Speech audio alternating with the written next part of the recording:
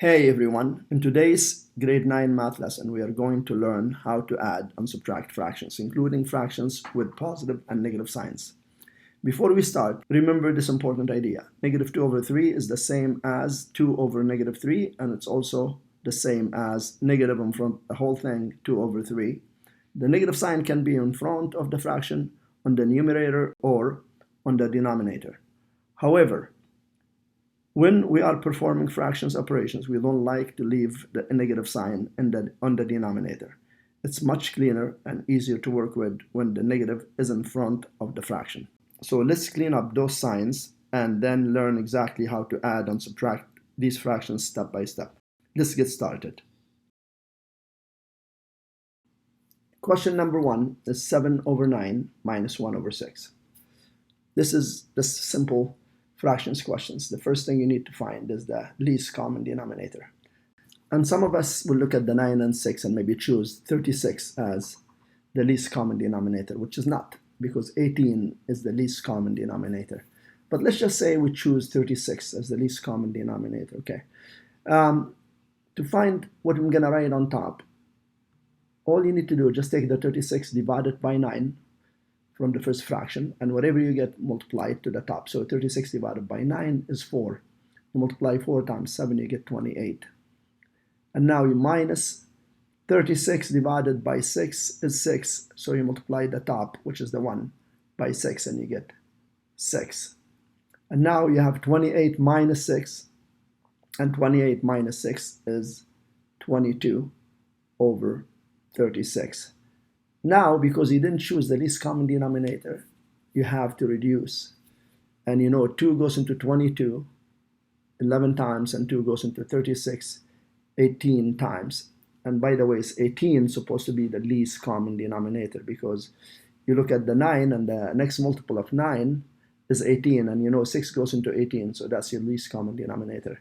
Let's do question number 2. Now, the least common denominator between 8 and 4 is definitely 8, because 4 goes into 8. Now 8 divided by 8 will give you 1. 1 times negative 5 will give you negative 5. And then minus sign.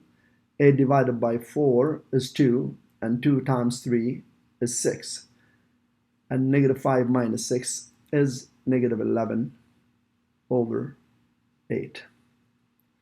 And we're not going to change that to a mixed number, we just leave it as improper fraction. Now how about number 3? And this is where a lot of students get stuck. What you need to do first is write the negative 7 over 8. But when you're minusing a negative, that becomes one sign and it becomes plus. So this will be plus 1 over 4. Now the least common denominator again is going to be 8. So we have 8 divided by 8, which gives you 1. 1 times negative 7 is negative 7. And you have negative 7 on top. And you have the plus sign. 8 divided by 4 is 2. 2 times 1 is 2. And now negative 7 plus 2 is negative 5 over 8.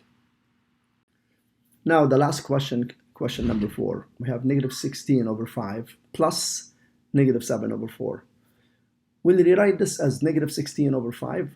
And when you have plus a minus number, positive and negative will just become minus, because they're opposite signs. So we'll have negative 16 over 5 minus 7 over 4. And now your least common denominator will be 20. And now if we go 20 divided by 5, we get 4. And 4 times negative 16 is going to give you negative 64. Then you put your minus sign, and 20 divided by 4 will be 5. 5 times 7 is 35. So you have negative 64 minus 35, which equals negative 99 over 20. And that's as far as you could go with this question. because you cannot reduce. And for some of you who forgot how to change improper fractions to mixed numbers, just find out how many times does 20 go into 99.